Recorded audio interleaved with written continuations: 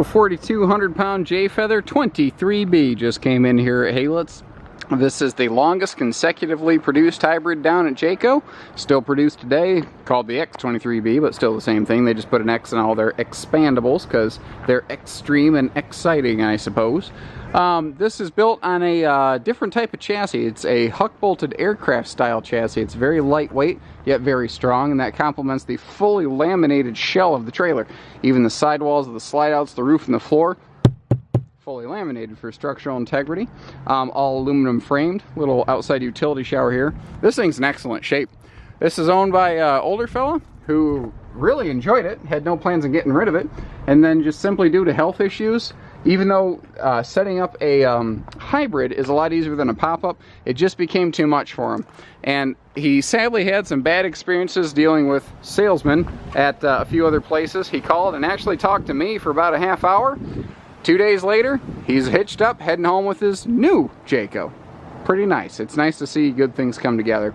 This was made when they were doing something I really liked down at J Feather. I remember this when they were doing these cool little taillight trims. It had just a little bit of shape and character. Just wasn't flat and boxy like everybody else. They've since phased that out, and I always wish they kept that.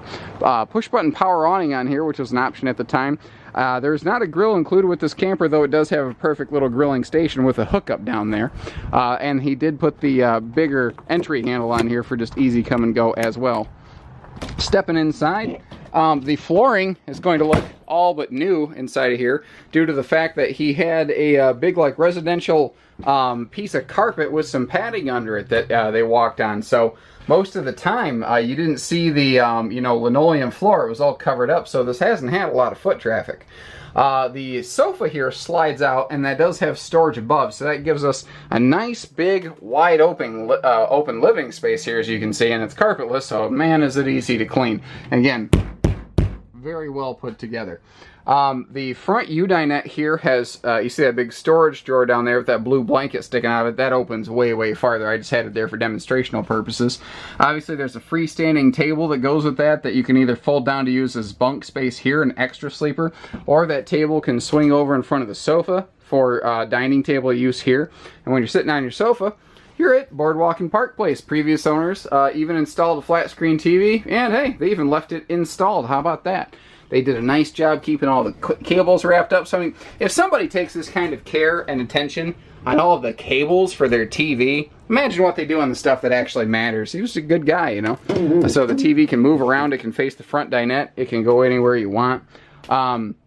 Your bed mats in these, I don't think anybody uses the thickness of bed mats that Jayco was using at the time.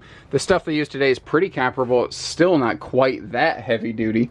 All of your window shades are these nice pleated you know, night shades, so that you have total privacy in here whenever you want it. Something hybrid campers are not really renowned for is good kitchens and cabinet space. And that's probably why this is the longest consecutively produced hybrid that I know of, because it actually has a good kitchen and a good cabinet space. So if you have the TV here, you diminish your use of this little counter space here a little bit, but still there. You've got a nice little like appliance section in here in the middle for like a toaster or blender or coffee maker, power outlets for it, and a double sink in an industry that has a lot of single sinks and hybrids. But niceties too, like this is, you know, AM, FM, CD, DVD, this is all hardwood cabinet doors. They're all screwed together, not stapled together, so they're going to last a long time. And OMG storage, Batman, do we have a ton of storage over here. Big time, you know, adjustable shelves on these too, so you can really customize this cabinet space to however you want. And this is a multi-stage hanging closet back here. And when this door swings open, you see that it actually is even bigger than you realize. This is a huge amount of storage. And again, something most hybrids simply don't have. The rear bed naturally has a little more privacy than the front, so mom and dad may actually want to take that one for themselves.